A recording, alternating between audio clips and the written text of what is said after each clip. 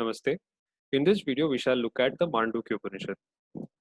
The Mandukya Upanishad is the smallest of the Mukhya Upanishads with just 12 verses. When we looked at the Ishavasya Upanishad, we saw that the Ishavasya Upanishad has 18 verses and it's the second smallest of the Mukhya Upanishads. Mandukya has only 12 verses. It is also one of the most important Upanishads and contains the Mahavakya, I am Atma Brahma, which means this self is Brahman. It speaks about the relationship between the individual self and the Supreme Self and says that they are the same. Individual self is the same as the Supreme Self. It deals with the four quarters of the self, the four padas of the Atman, which we in modern days we translate that to mean four states of consciousness. The Upanishad also correlates the different states of the self with the different syllables which make up the Omkara, Oma. The Mandukya Upanishad is traditionally studied along with the commentary of Gaudapada, which is known as the Gaudapada Karika.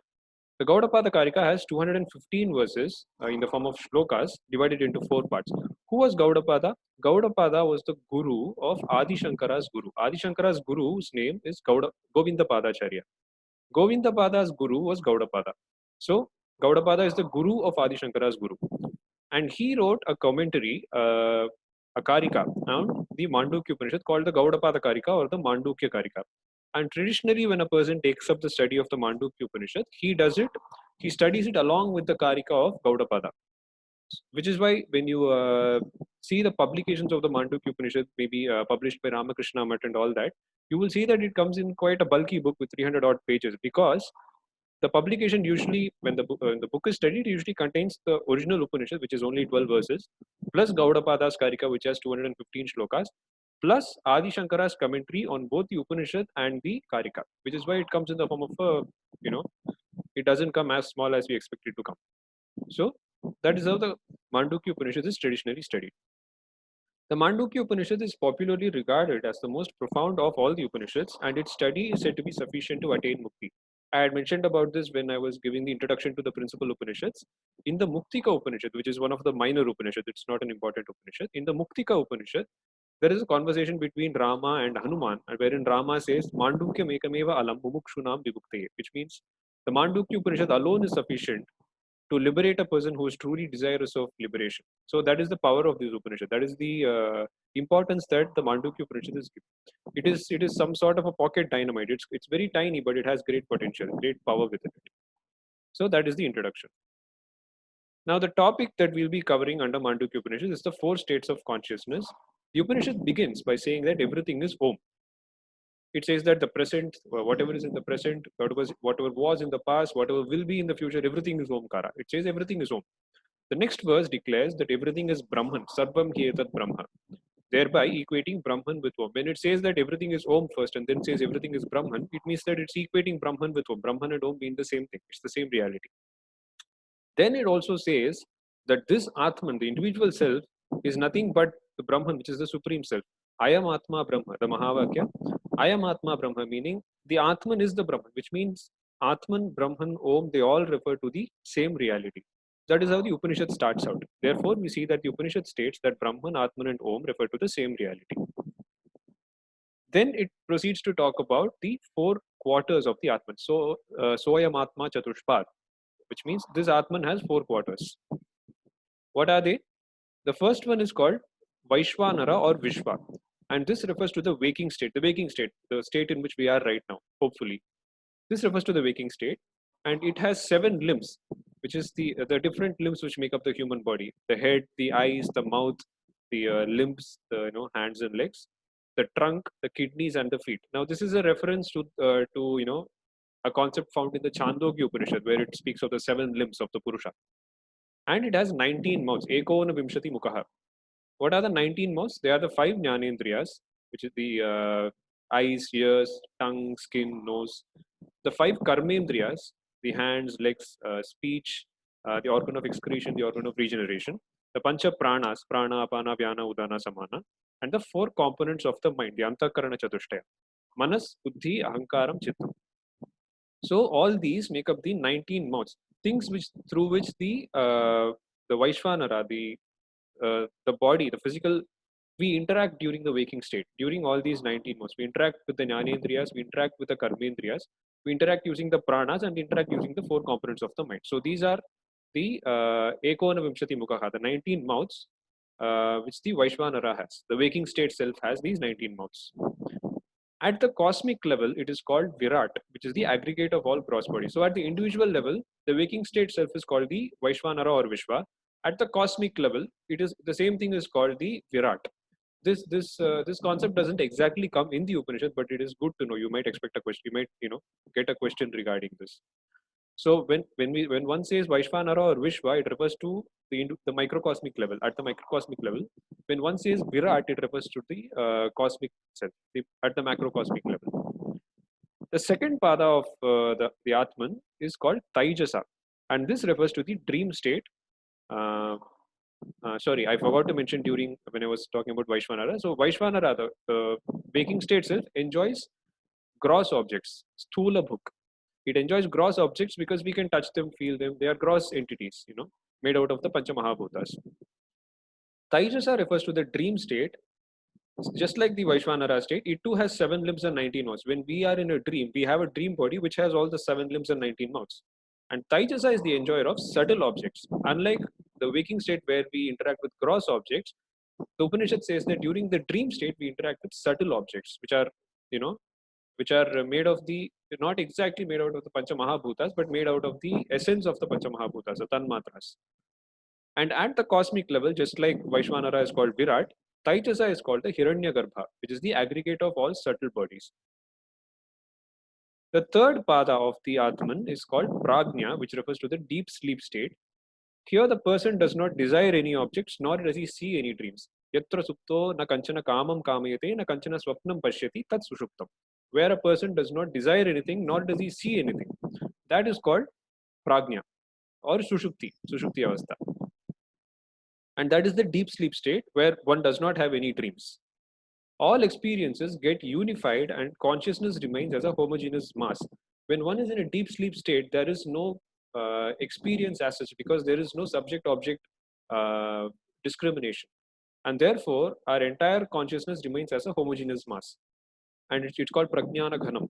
It remains as a mass of consciousness because there is nothing to be conscious of. There are no objects to illumine. Prajna is the enjoyer of bliss. It is said to be the enjoyer of bliss, Ananda Bhuk. And it is also said to be full of bliss itself, Ananda Mayaha. Which is why when we wake up from dream sleep, there is an indescribable feeling of bliss, which is not the same as happiness that we experience during the waking state. It is not happiness, but there is an indescribable feeling that we feel, which the Upanishad calls bliss. Bliss is sometimes described as a feeling of non-duality, when there is nothing apart from ourselves to experience, when there is nothing apart from ourselves which exists. That state is called a state of bliss, in one sense. So, since in the deep sleep state there is no objects to be conscious of, the self is the prajna, the prajna, the self during the deep sleep state is said to enjoy bliss. It is the Lord, knower, controller, and source of everything. Now, the deep sleep state, the body that which we experience during the deep sleep state is called the Karana Sharira, and it is supposed to be the cause of the Sukshma Sharira, which is the sphere of Taijasa, and the Sthula Sharira, which is the sphere of Vishva or Vaishvanara. It is said to be the cause of it. It is also said to be the Lord, the controller, and the knower of it. And at the cosmic level, Prajna is called Ishvara, the Lord of everything. So this is about the first 3 quarters of the Atman. Now the 4th quarter is called Turiya. Turiya literally means the 4th one. The 7th shloka of the Mandukya Upanishad explains the nature of the 4th state of consciousness. I've put 4th state of consciousness within single quotes because it is not exactly a 4th state. I'll explain how it is. It's a beautiful shloka. It's a beautiful verse. It's not a shloka. It's a verse which lists out various qualities to describe the Turiya Avastha. What is it? It is neither internal consciousness, na antah prajnam. It is not consciousness of an inner world. Na bahish prajnam. It is not a consciousness of the outer world. Na ubhayatah prajnam. It is not both. It is not a mass of consciousness. Na prajnana ghanam. It is not simple consciousness. Na prajnam. Na aprajnam. Na aprajnam. Which means it is not the lack of consciousness also. So this first part of the definition is meant to say that the Turiya Avastha is different from the Jagrat, Swapna and Sushupti Avastha. It is different from Vishwa, Taijasa and Prajna.